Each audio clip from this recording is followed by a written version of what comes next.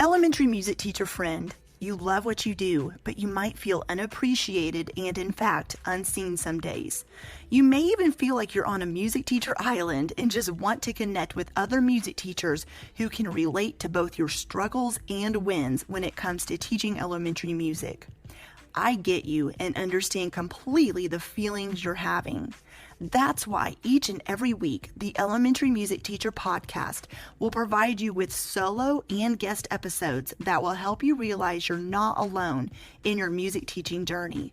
Throughout each episode, my goal is for you to be able to walk away with actionable steps and ideas to help you feel like you're ready to take on the new week with whatever challenges may be thrown your way.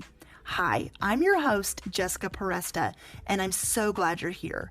Whether you're at home, in your car, in the shower, or wherever else you're listening, grab your cup of coffee or whatever other beverage is nearby and listen in to the Elementary Music Teacher Podcast. Well, hey there. This episode is going to be a shorty but goodie, and I'm going to talk to you about planning your summer for maximum effectiveness. Now, you're probably like, Jessica, I'm not planning anything this summer. I'm planning to get the heck out of my school and relax. And I get it. Trust me. I do.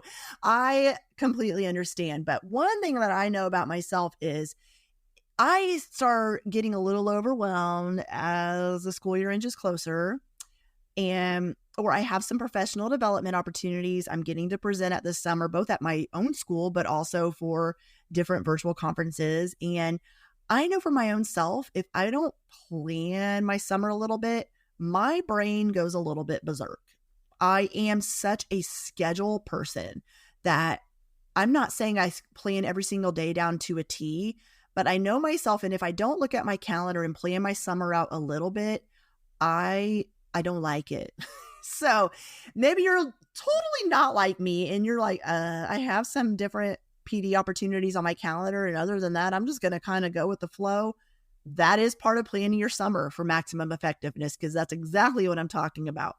Having a plan for PD, for planning for next school year, for having professional development opportunities for yourself, but also for relaxing and doing things in your house and doing projects you wanted to get to, visiting family and all those things. So let's get into it. I want you to get out your calendar. And I first of all want you, if you have not done this yet, to mark down what PD opportunities are you going to attend? Maybe some of them are just tentative right now. Maybe you're like, I don't really know.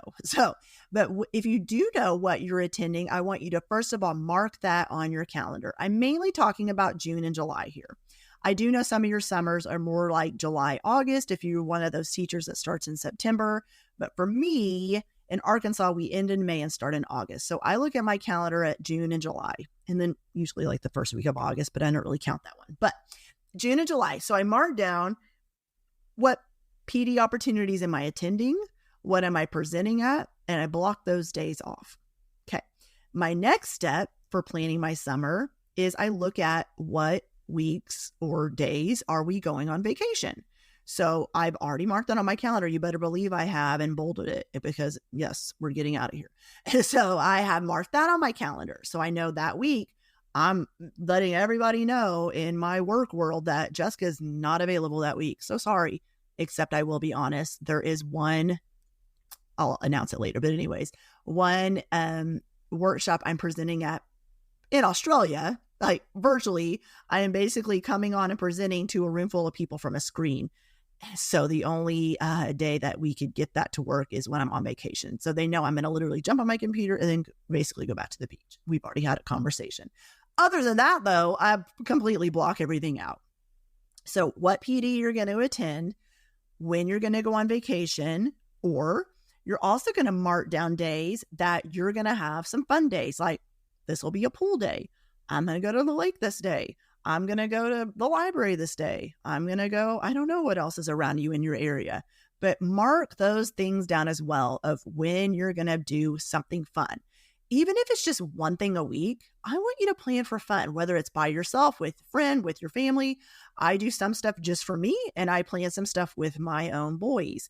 We have I guess you would call it a season pass, like a punch pass to the pool. It's more like an aquatic center down the road, but it's literally 2 blocks from my house. So every single summer we get this punch pass and we will go there at least once a week.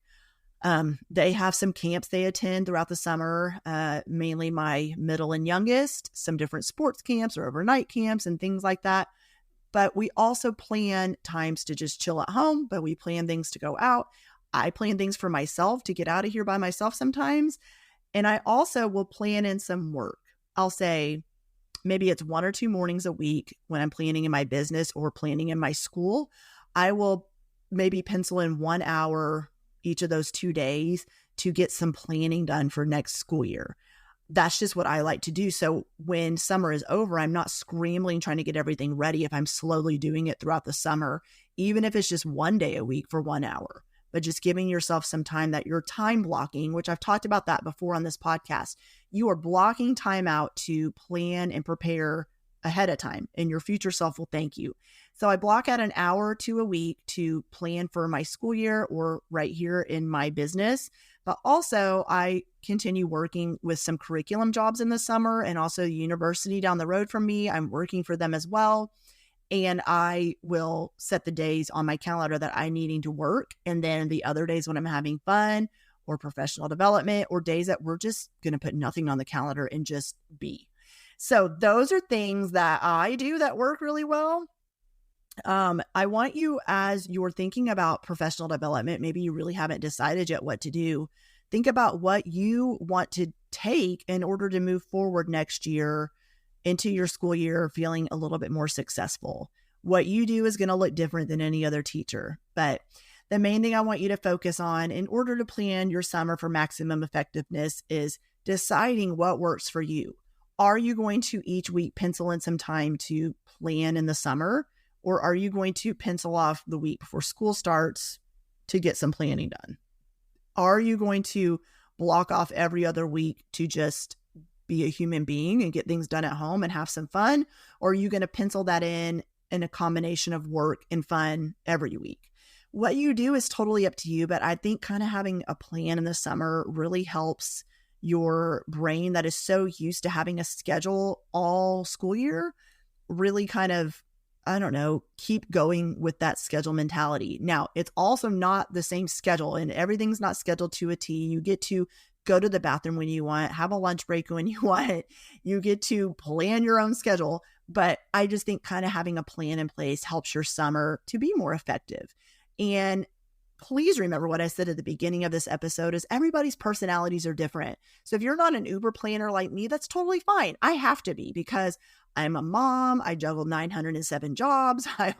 So I have to kind of be a little bit Uber planner in order to make everything happen that needs to happen, but also in order to give myself much needed breaks that I need throughout the summer as well.